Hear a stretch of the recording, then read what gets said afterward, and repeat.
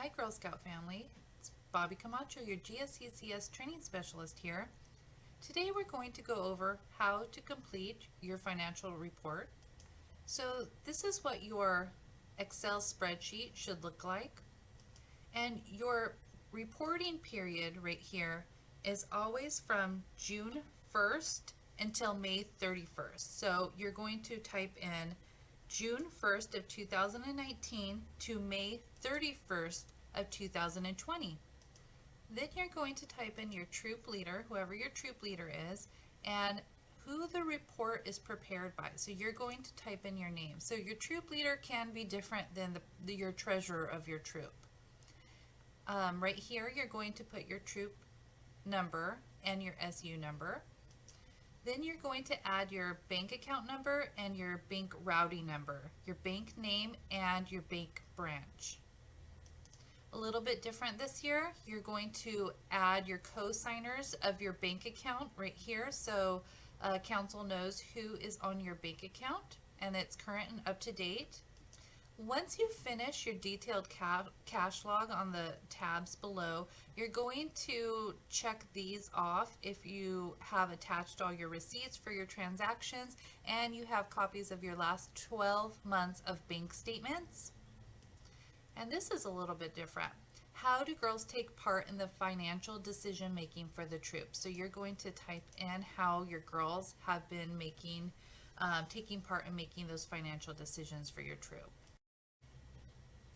All right, so now that you have gathered your 12 bank statements, what you need to do is go back to May of 2019, and on May 31st, you need to figure out what your ending balance from that year was, and you're going to type it into this box right here, your ending balance on May 31st of 2019.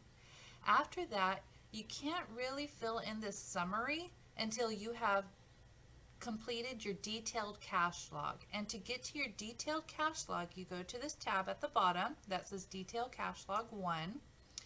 And then right here where it says balance from last year, May 31st, you're going to actually type in what your ending balance was from May 31st, and this will help you out.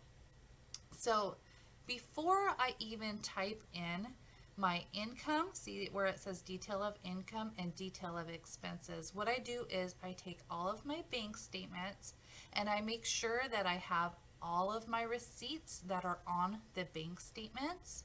And if I'm missing a couple, what I usually do is call leaders and ask if they have any receipts on them. I look all through my email to make sure if I ordered something off of Amazon that I can just print out my receipts. So everything that is on your bank statements will be added into this detailed cash record somewhere, okay?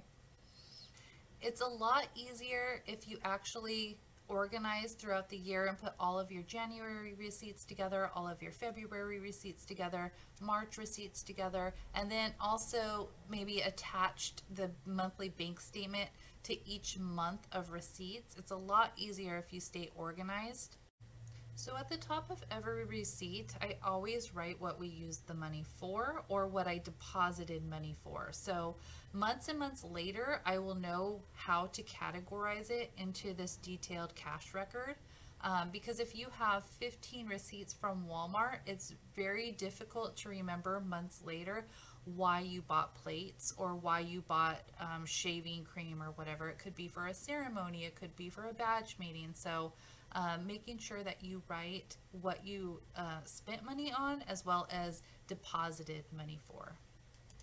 So I did an example right here. I have a receipt for the Girl Scout store, Gold Mine store on 1/27/2020.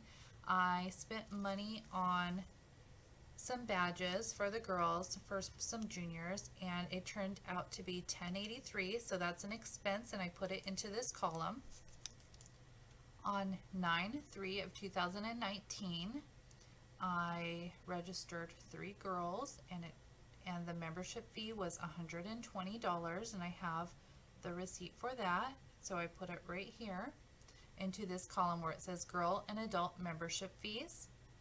Okay, so this was a weird receipt. On 3/28 of 2020, I spent $50 at Target, and that was for Easter buckets and Easter stuff for the girls. Usually it would be at a meeting, but we dropped off the Easter buckets at their houses because of social distancing. But I think I'm going to put it into the meeting expenses. It could be partially an activity, but I'm going to put it into the meeting expenses column. That's completely your call on some of the iffy receipts. Okay, so on 1/13/2020, I deposited $392, and that was our troop dues. So that goes into the detail of income column, and that would be on this side right here. So that's where I inputted that amount. On 10/25/19, we went to the Gaslight Melodrama, and those fees were $131 by phone, and I had them give me a receipt when I got there. So that goes into the activities, event, and travel fees column. Okay, so a big expense that we had last summer, and remember your reporting period is from June 1st of 2019 to May 31st of 2020. So in June, we went to SeaWorld, and our expenses were $4,480. So I'm going to add that into the column, even though it was last summer. But remember, that's part of our reporting period. Okay, as far as checks, so on 10/15 of 2019, we wrote a check, and we put the check number right here, and you write who the check is payable to. And then that was actually a meeting expense, so I'm going to, in meeting expenses, write the amount that the check was. So over here, did you see how it totaled up to $12.99, and it came right here. And I would put the last name also on the check payable, but for the sake of this tutorial, I'm just going to put the first initial.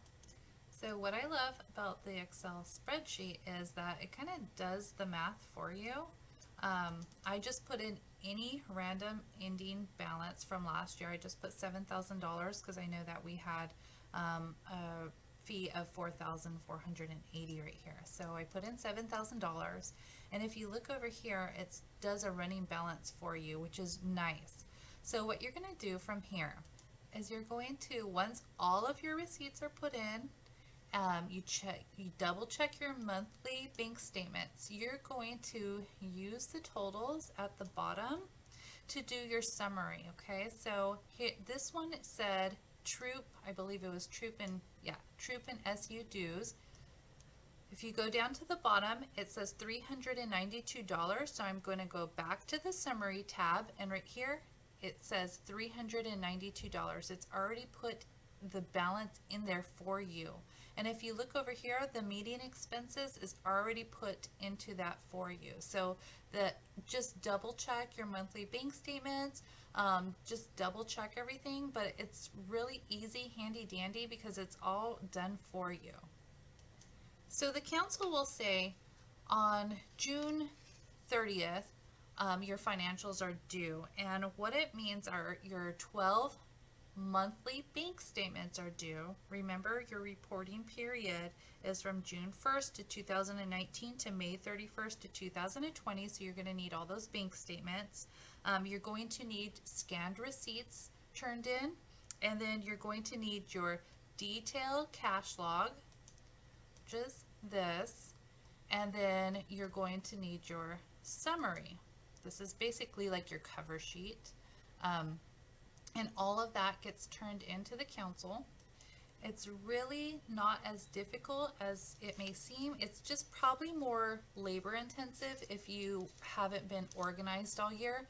But now you know how to do it, and next year, when you are a Girl Scout leader next year, or treasurer, whatever your job position is, you can know how to organize by months, and to you can kind of do this all year long, and that helps tremendously. All right, if you have any questions, you can contact me anytime. My email is bcamacho@girlscoutccs.org. Thank you.